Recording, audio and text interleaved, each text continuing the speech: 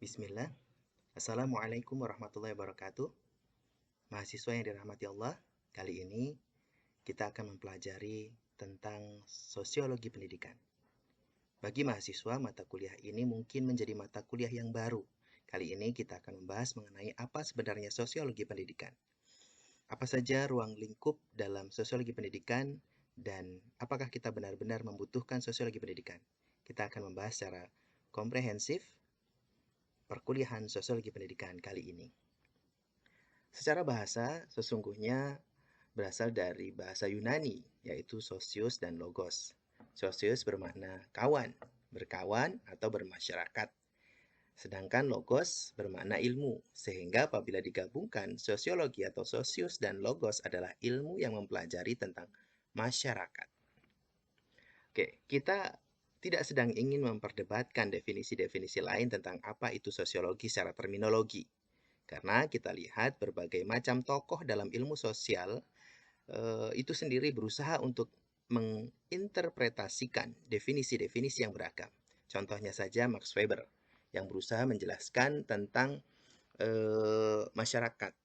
Tapi sosiologi merupakan ilmu untuk memberikan interpretatif understanding, untuk memberikan pemahaman yang sifatnya interpretif dalam memahami tindakan-tindakan manusia sebagai anggota dalam suatu masyarakat. Tentunya kita tidak sedang ingin mendiskusikan mengenai perbedaan-perbedaan definisi mengenai sosiologi.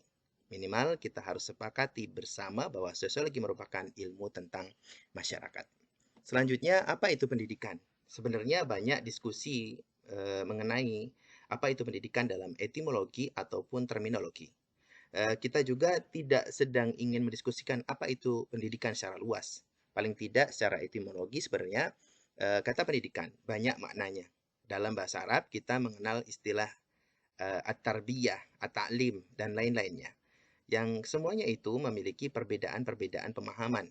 Merujuk definisi pendidikan yang dirumuskan dalam Undang-Undang Sisdiknas nomor 20 tahun 2003 yang menyatakan bahwa pendidikan adalah usaha sadar dan terencana untuk mewujudkan suasana belajar dan suatu proses pembelajaran agar peserta didik mampu mengembangkan seluruh potensinya.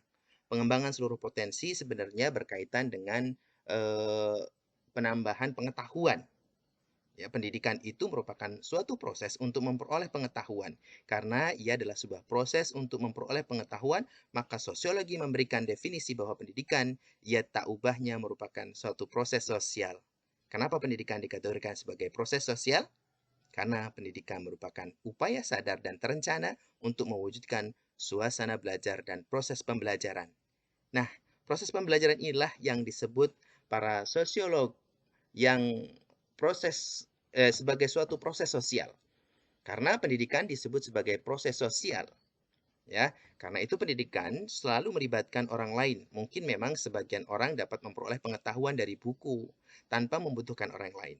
Tapi sebagian besar kita ketika ingin memperoleh suatu pengetahuan, kita pasti membutuhkan orang lain. Ketika membutuhkan orang lain untuk memperoleh pengetahuan, maka kita membutuhkan adanya sebuah interaksi antara satu orang dengan orang yang lain. Interaksi antara satu orang dengan yang lain untuk memperoleh suatu pengetahuan yang disebut sebagai proses sosial dalam pendidikan. Inilah yang menyebabkan pendidikan didefinisikan, yang menyebabkan suatu pendidikan didefinisikan sebagai sebuah proses sosial. Dengan demikian, apakah ada hubungan antara sosial atau sosiologi dengan pendidikan? Oke, kita akan melihat mengutip dari pendapat salah seorang tokoh sosiolog yang bernama Emile Durkheim yang menyatakan bahwa education atau pendidikan itu adalah sebuah fenomena yang dinamis. Dia tidak statis, jadi tidak selalu lurus, tetapi ia dinamis, akan selalu berubah-ubah. Ya, sangat sosiologis penjelasan dari seorang Emile Durkheim ini yang menyatakan bahwa pendidikan itu selalu dinamis dan ia selalu meniscayakan adanya perubahan terus-menerus layaknya masyarakat. Lalu apa sebenarnya sosiologi pendidikan itu? Setelah tadi kita kupas secara terpisah antara sosiologi dan pendidikan, lalu sekarang kita akan coba mendefinisikan. Sosiologi pendidikan adalah sebuah analisis sistematis terhadap proses dan pola sosial yang terjadi dalam sistem pendidikan. Jadi, segala proses dan pola sosial yang terjadi dalam seluruh sistem pendidikan, baik itu dalam institusi pendidikan ataupun secara umum, semuanya itu kita anggap sebagai fenomena sosial, di mana fenomena tersebut nantinya bisa dianalisis secara sistematis dan sosiologis. Jadi secara lebih luas, sosiologi pendidikan itu tidak hanya untuk melihat pendidikan sebagai fenomena dan dianalisis menggunakan perspektif sosiologi, tetapi nantinya sosiologi pendidikan ini akan menjadi sebuah studi di mana pengalaman interaksi antar individu pengalaman interaksi antar individu dengan masyarakat, antar individu dengan seluruh elemen yang ada di dalam dunia pendidikan akan mempengaruhi kebijakan pemerintah atau kebijakan dalam suatu pendidikan. Sehingga kebijakan pendidikan yang nantinya akan diambil oleh para pemangku kebijakan akan bertolak dari hasil studi sosiologi pendidikan ini. Ya, untuk itu sosiologi pendidikan sesungguhnya merupakan sudut pandang sosiologi yang digunakan untuk memecahkan berbagai macam fenomena dan problem-problem pendidikan guna untuk meningkatkan kualitas pendidikan di masa depan. Jadi, ketika kita melihat hubungan antar peserta didik dengan guru, tidak hanya sekecil itu, tapi sosiologi pendidikan bisa diperluas lagi cakupannya. Karena apa? Karena sosiologi pendidikan merupakan sebuah perspektif sosiologi yang digunakan untuk memecahkan berbagai macam masalah pendidikan sehingga tujuan akhirnya, muara akhirnya adalah untuk memperbaiki kualitas pendidikan di masa depan. Adapun ruang lingkup ya, ruang lingkup dari sosiologi pendidikan ini sebenarnya banyak seperti konsep masyarakat, bagaimana masyarakat pedesaan, bagaimana masyarakat perkotaan dan lainnya. Dan semua itu mereka memiliki karakter yang berbeda. Tentunya ketika kita melihat karakter masyarakat yang berbeda, otomatis perlakuan kita, perlakuan pendidikan kita terhadap mereka juga pastinya akan berubah. Maka sosiologi pendidikan yang pertama akan mempelajari konsep dari sebuah masyarakat, kemudian kebudayaan dalam masyarakat tersebut. Sosiologi pendidikan juga akan membahas tentang sosial kelas atau kelas sosial, di mana hal ini sudah menjadi sebuah keniscayaan dalam kehidupan bermasyarakat.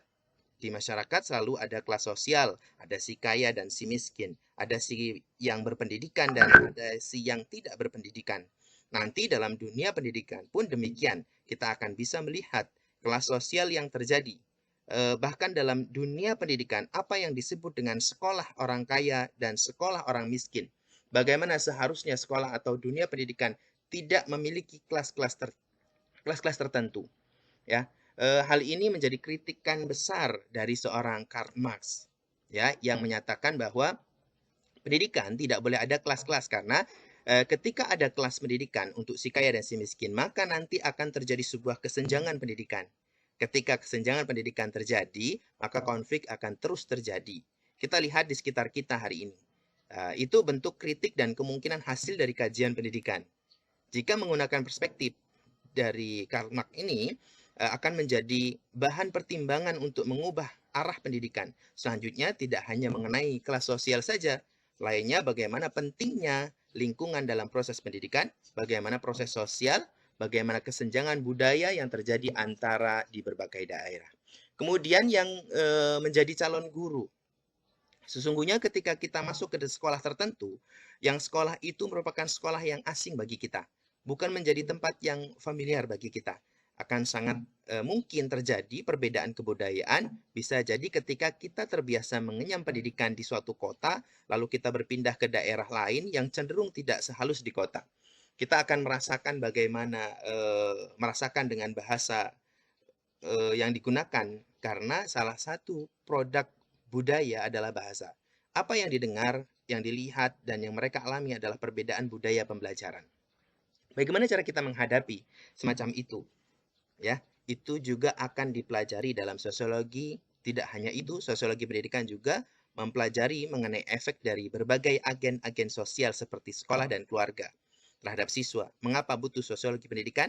Bagi kita yang masuk di jurusan pendidikan, sosiologi pendidikan menjadi sangat penting untuk mempersiapkan diri sebelum masuk kelas, karena sesungguhnya sebelum masuk dalam kelas tidak hanya cukup menyiapkan rencana pembelajaran, strategi pembelajaran, tapi penting juga untuk kita ketahui adalah menganalisis tipe masyarakat yang akan kita hadapi, sehingga sosiologi pendidikan akan memberikan perspektif baru bagi pendidik. Untuk apa? Untuk mempersiapkan dirinya masuk ke dalam kelas. Misalnya anak kita, ataupun juga murid di salah satu lembaga pendidikan, sehingga untuk memahami mereka, memahami sekolah, memahami hubungan antar orang tua dan keluarga, masyarakat terhadap perkembangan anak juga penting untuk mengetahui. Maka sosiologi pendidikan itu memang benar-benar dibutuhkan, tidak hanya pada kita sebagai calon pendidik, bagi yang bukan calon pendidik pun juga penting karena kita merupakan calon orang tua di masa depan. Sosiologi pendidikan juga dibutuhkan, lalu berkaitan ini kan dibutuhkan. Lalu ketika ada yang bertanya tentang apakah sudah mempelajari sosiologi pendidikan? Lalu saya ingin bertanya, tipe guru yang seperti apa? Atau lingkungan yang bagaimana yang bisa menyediakan lingkungan belajar yang terbaik untuk siswanya? Jawabannya adalah tergantung dengan tipe masyarakat yang seperti apa, tergantung dengan tipe siswa, bagaimana tergantung dengan tipe sekolahnya, dan seperti apa maka kondisi lingkungannya. Tipe guru seperti apa? Yang terbaik untuk siswa, kita harus lihat tipe masyarakat dulu. Kita lihat tipe sekolahnya dulu. Kita harus lihat tipe siswanya dulu. Baru lalu kita analisis, kemudian dilakukan, kita bisa menentukan seluruhnya dengan sesuatu itu yang ideal sesuai dengan kebutuhan siswa. Nah, sekarang kita akan mempelajari sejarah lahirnya sosiologi pendidikan. Banyak perbedaan dari kalangan sosiologi, bahkan ilmuwan pendidikan yang menjelaskan asal-muasal lahirnya sosiologi pendidikan. Kita bisa berangkat dari kapan sosiologi datang dan kapan pendidikan itu datang.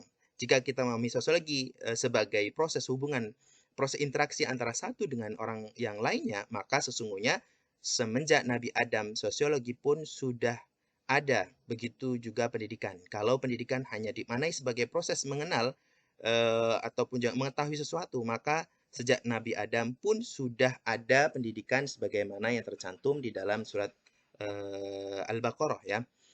Kemudian sebagai disiplin ilmu ya, keduanya itu antara sosiologi dengan pendidikan sesungguhnya baru diakui pada abad ke-19, walaupun ada juga yang lebih awal